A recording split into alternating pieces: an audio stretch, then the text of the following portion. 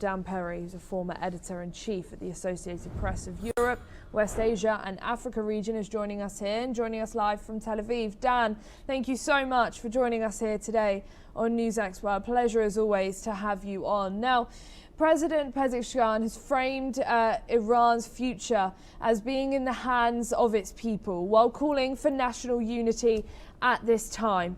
Is this primarily a message aimed at strengthening domestic coercion during a period of heightened external pressure, or does it also signal a broader political strategy, do you think?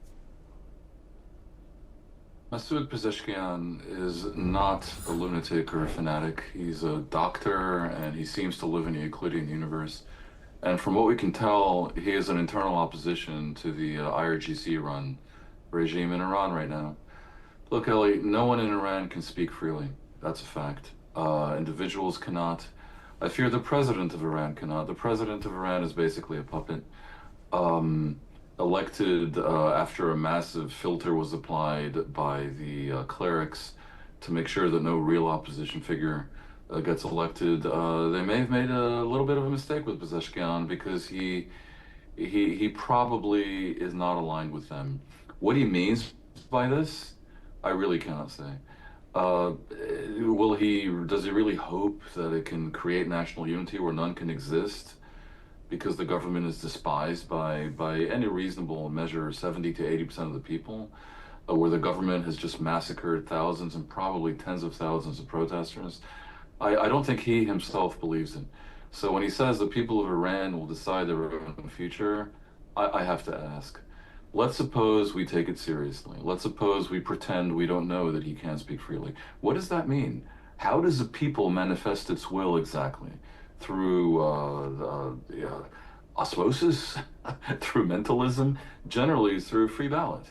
And Iran has not had a free election in forever, certainly not in the 47 years of the Islamic Republic.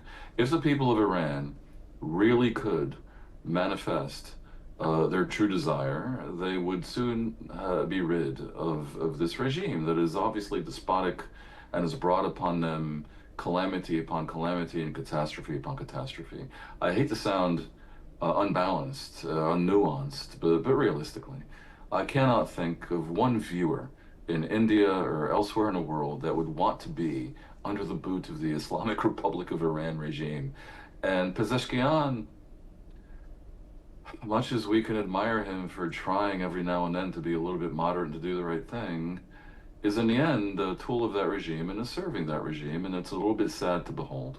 That's what I can say.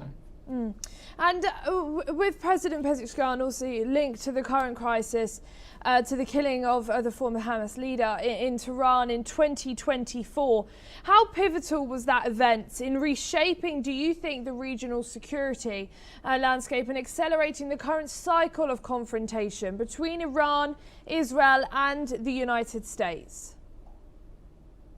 I don't think it was pivotal. I think the pivot came from Iran's return to a nuclear program and Iran's goading of Hezbollah and Hamas to attack Israel, which launched all these wars, which have been incredibly ugly and devastating and humanitarian disasters and all the rest of it. The killing of Ismail Haniyeh some years ago in Iran was indeed brazen because it took place on Iranian territory. But Israel, in all likelihood, had conducted assassinations before, mainly of Iranian nuclear scientists on Iranian territory. It showed that Israel had a very long hand indeed. And if anything, it foreshadowed the fact that their intelligence is good enough to, at the end of the day, on February 28th, 2026, kill Ali Khamenei in Iran and dozens of his lieutenants. And with Iran facing sanctions, military pressure, growing regional tensions, how is the leadership balancing domestic, economic and political challenges with its foreign policy and security priorities too? They don't seem to be. They're acting like a regime that doesn't give a hoot, although there's another word I could use, about the suffering of its population. The damage to the country. They care only about survival, and they're driven by some sort of hubristic Persian we can out-negotiate anyone mania that I fear is causing them to go too far. Because in the end, they did pretty well from the fact that the missiles combined with the blocking of the Strait of Hormuz gave them some leverage. And Trump, in his strategic foolishness and short-sightedness, panicked and agreed to sign an MOU that basically was a capitulation, giving Iran everything, close to everything, not even demanding much on the nuclear file, demanding nothing in the realm of a promise to no longer massacre protesters, demanding nothing on a proxy terrorist militia issue whereby Iran fills the Arab world with proxy militias that do its bidding and undermine the sovereignty of all these countries. Iran got away with a lot.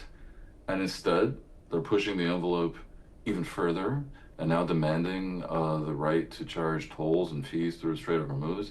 The U.S. cannot give them that. And that they are insisting on this, to your question, tells me they're not in any way taking into account the interests of the people of Iran, because this cannot be given to them. And so this is an insistence on war. And as I've said before, when you insist on war, sometimes it's war that you will get. And obviously, war will not be so much fun for the people of Iran.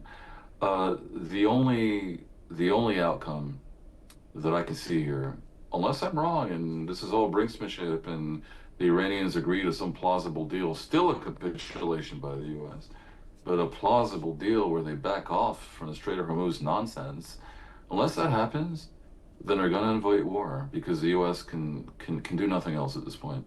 It's true that the American people have not been sold on a war, and that it's unpopular, and that there is a rational argument that Trump really cannot return to a massive kinetic war before the midterms because it would harm the Republican Party. All that makes sense if you ring fence it.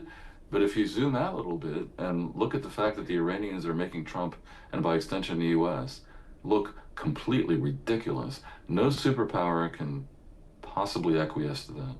And it leaves the Americans with little choice but to attack once more. Now, that attack could be, again, in the model of, tactical plays that are meant to persuade a jihadist regime of something, even though I'm starting to conclude, as I should have long ago, I think, that jihadists are simply not persuadable of anything. Or it could be a war to the finish, and that would be ugly. It would involve humanitarian disasters aplenty. It would require a degree of international cohesion that we don't currently see. And it would demand of the global community 3, 4, 5 months of economic sacrifice. But that is what the Iranians are pushing the Americans towards. And I wouldn't be terribly surprised of either scenario. One, if something major happens in the next couple of days or even hours, to give the Iranians what they seem to be begging for, or, amazingly, a diplomatic arrangement.